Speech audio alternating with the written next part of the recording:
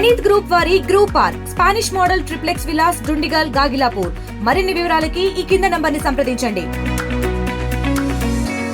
అందరికీ తెలిసిందే 2014-19లో అమరావతి రాజధాని నిర్మాణానికై దాదాపు 5,000 కోట్ల పైగా ఖర్చు పెట్టడం, అనేక రోడ్లు అవన్నీ చేశాం. అప్పుడు అమరావతి రాజధాని క్యాపిటల్ సిటీ ఏదైతే ఉందో దాని యొక్క శంకుస్థాపనకి ఆ రోజు ప్రధానమంత్రిగా రావడం జరిగింది, వారి చేతుల మీద జరిగింది.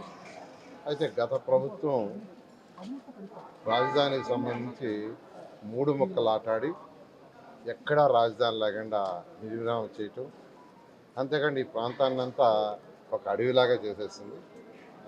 అయితే ఈ ప్రభుత్వం రాగానే గౌరవనీయ ముఖ్యమంత్రి నారా చంద్రబాబు నాయుడు గారు వెంటనే ఈ ఏరియా అంతా పర్యటించి ఇమీడియట్గా వర్క్స్ టేకప్ చేయమని సిఆర్డీకి చెప్పడం, ఆ నేపథ్యంలో యాక్చువల్గా 64,000 కోట్లకి యాక్చువల్గా టెండర్లు పిలవటానికి అథారిటీలో పర్మిషన్ తీసుకోవటం, దానికి సంబంధించి దాదాపు 41,000 కోట్లకైతే టెండర్లు పిలిచి గ్రౌండ్ అయిపోయినాయి. అయితే ఈ నేపథ్యంలో ఈ యొక్క వర్క్స్ని మళ్ళా ప్రధానమంత్రి చేతుల మీదే పునఃప్రారంభించాలని ముఖ్యమంత్రి గారు నిర్ణయించి వారిని ఇన్వైట్ చేశారు. వారు 2వ తేదీ రావడానికి యాక్చువల్గా టైం ఇవ్వడం జరిగింది. వారు 3 o'clockకి ఎయిర్పోర్ట్కి వచ్చి అక్కడి నుంచి ఇక్కడికి అమరావతి క్యాపిటల్ సిటీ తీసుకొచ్చి 1.1 కిలోమీటర్ రోడ్డు షోలో పాల్గొని ఆ విధంగా డయాస్ మీదకి వచ్చి యాక్చువల్గా 1 hour 4 to 5 యాక్చువల్ డయాస్ మీద ముఖ్య నాయకులు మాట్లాడడం జరుగుతుంది. ఈ విధంగా అమరావతి పునఃప్రారంభానికి ప్రధానమంత్రి గారు 2వ తేదీ మన రాష్ట్రానికి వస్తున్నారు. అయితే ఈ నేపథ్యంలో సుమారుగా 5 లక్షల పైగా ప్రజలు ఈ కార్యక్రమానికి వస్తారని దానికి ఏర్పాటు జరిగినాయి.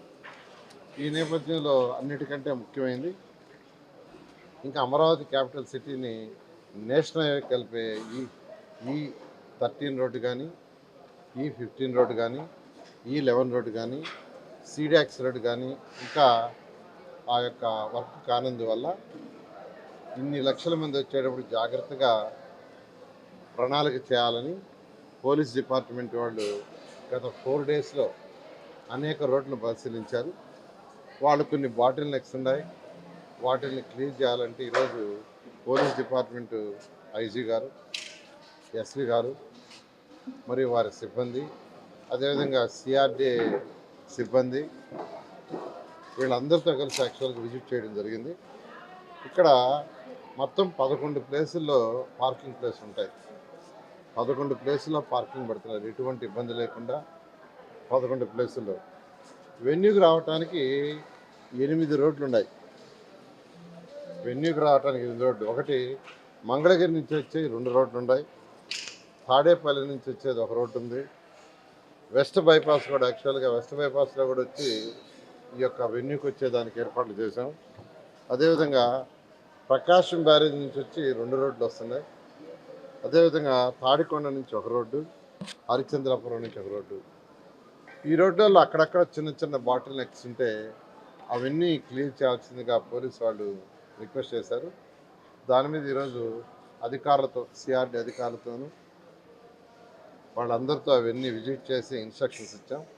2 రోజుల్లో అంటే ఇవాళ రేపు ఈవినింగ్ అలా కంప్లీట్ చేయండి, ఎల్లుండి మార్నింగ్ మళ్ళా కంబైన్డ్ ఇన్స్పెక్షన్ చేస్తాం అటు పోలీస్ డిపార్ట్మెంటు సిఆర్డీ అని చెప్పాం. ఆ విధంగా యాక్చువల్గా వాళ్ళ వర్క్ ఆల్రెడీ చెప్పంగానే స్టార్ట్ చేశారు.